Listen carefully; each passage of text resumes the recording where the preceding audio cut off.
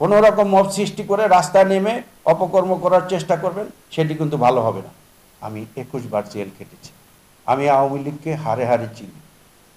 এই জুলাই সনদ, এই জুলাই বিপ্লব একক কারোর দাবিদার না, একক কেউ দাবি করতে পারে না, করা উচিত না, সেটি অন্যায় হবে, জুলুম হবে, ন্যায়ের সাথে বেইমানি করা হবে। কারণ এই জুলাই বিপ্লব দীর্ঘদিনে সৃষ্টি হয়েছে, 17 বছর বিএনপি নেতা কর্মীদের উপরে নির্যাতন হয়েছে।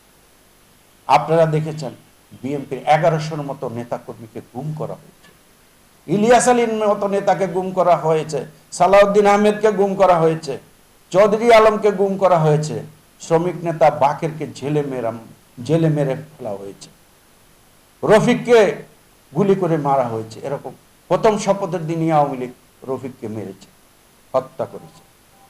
এরকম অসংখ্য নেতাকর্মী আমাদের, এখন হাজার হাজার নেতাকর্মী পঙ্গু বরণ করছে।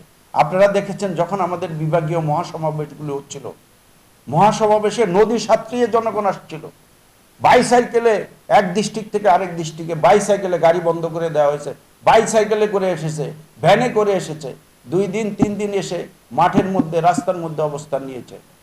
এটি গণ আন্দোলনের বহিঃপ্রকাশ। সেখান থেকেই শুরু হয়েছে জুলাই বিপ্লব। ছাত্রছাত্রীদের একার আন্দোলনের ফসল না, এটি বিএনপির আন্দোলনের ফসল। পাশাপাশি ছাত্রছাত্রী ভাইদেরকে, বোনদেরকে, তাদেরও অবদান রয়েছে। এটি প্রতিনিয়ত তারেক রহমান সাহেব বলছে জুলাই কখনো অস্বীকার করা যাবে না, জুলাই সনদ বাস্তবায়ন করতে হবে, কিন্তু কখনো বলেননি করবেন না। সংসদও দাঁড়িয়ে বলেছেন, প্রতিনিয়ত বলছেন। তারপরে ওনারা জুলাই সনদের নামে আন্দোলনে নামতে চান, ভাই নামেন না আন্দোলনে পারলে।